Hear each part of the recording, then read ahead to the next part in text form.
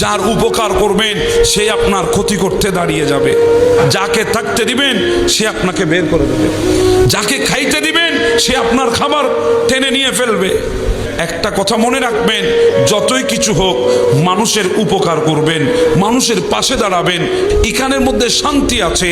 মানুষের উপকার করে যাবেন, আপনার জজা আল্লাহ আপনাকে দেবে। যে আপনার সাথে পোল্টিবাজি করেছে তার বিচার করার জন্য আল্লাহ আছে। কথা বলেন ঠিক না বেঠে? এজন্য সব সময় যত পেরেশানি আসুক একটা কথা বলবেন, আলহামদুলিল্লাহি আলা কুল্লি হাল। সর্ব অবস্থায় প্রশংসা কার জন্য? জি বলেন না, কার জন্যে?